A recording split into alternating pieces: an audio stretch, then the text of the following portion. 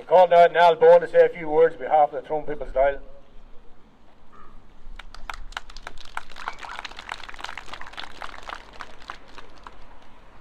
Thanks very much there, Barry. And thank you all for coming here tonight. It's not for the first time that we're assembled here this evening in Dungannon to offer our support to the besieged people of Gaza. We are here as a humanitarian gesture, but more than that, because it is important that we speak out loudly on behalf of humanity itself. It is too easy, too facile, indeed almost disingenuous to describe what is happening at this moment in the Middle East simply as a conflict between the Israel forces and the Palestinian supporters of Hamas. Yes, of course, the murderous warplanes are being flown by Israeli pilots and their targets are indeed Palestinians. However, this is also, perhaps even more so, a brutal assault by US-led imperialism determined at all costs to enforce its will on a global scale.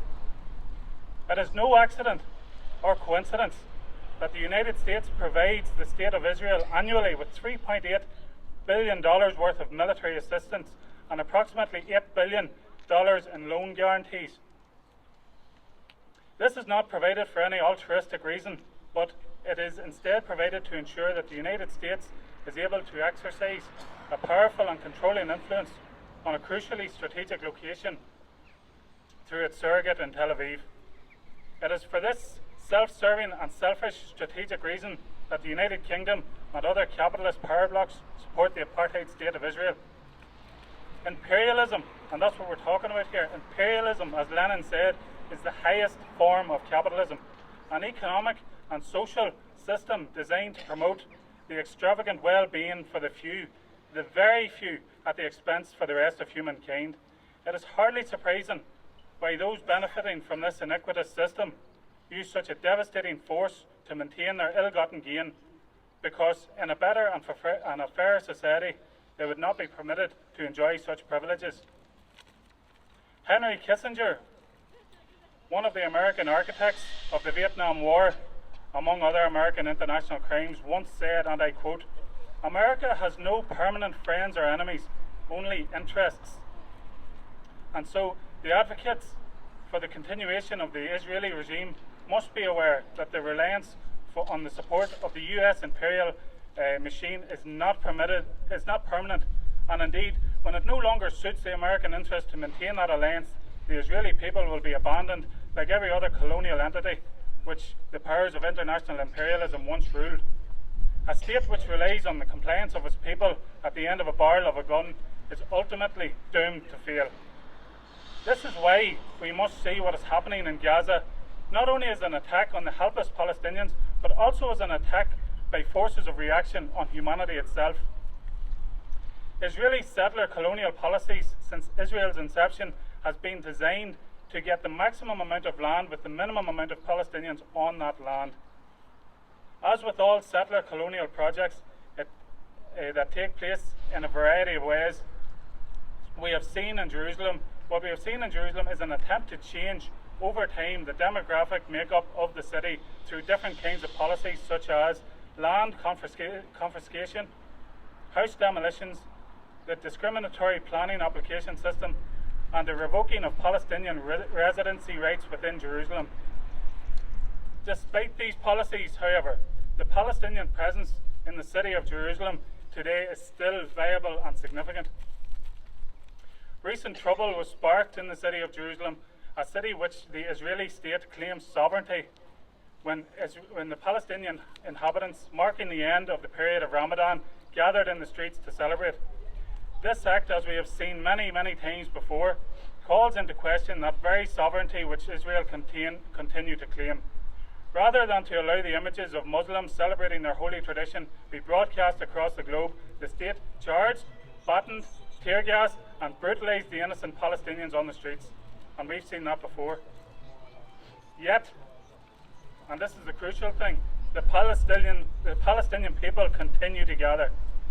They continue to gather in spite of such brutality and intimidation. They continue to celebrate. They continue to hold their heads high and to face down tyranny in their streets.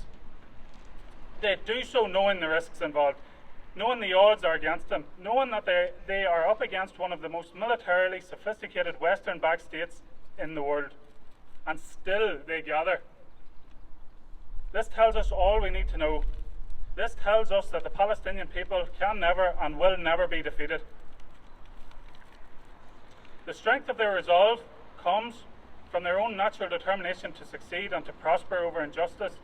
It also comes, however, from the support they receive from across the globe, from every corner of the world, and from all faiths, including those of a Jewish faith, who are appalled at what the Israeli regime is doing in their name.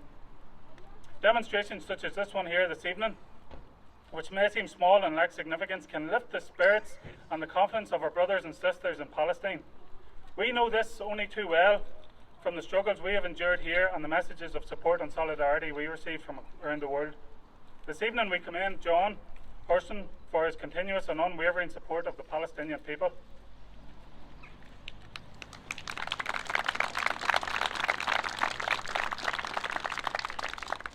And so, friends, I'll leave you with this final point. On the 18th of July 1984, a shop worker in Dublin named Mary Manning refused to handle the sale of grapefruit that was sourced in the apartheid state of South Africa. It was decided within her trade union, the IDATU, that the workers should undertake this small act of defiance for the justice of people thousands of miles away who they did not know.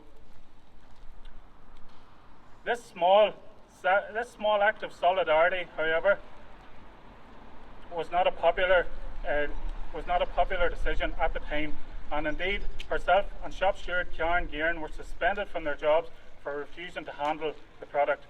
But this small act of solidarity, however, played its part in ultimately ending the cruel and racist apartheid regime in South Africa.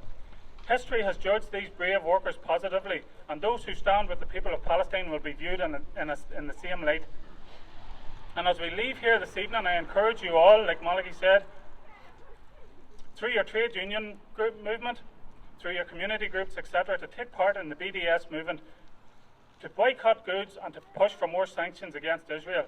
Let's send a clear message that we do not support this state tyranny. And as the Dalai Lama once said, if you think you're too small to make a difference, then try sleeping in the same room as a mosquito. Thanks very much.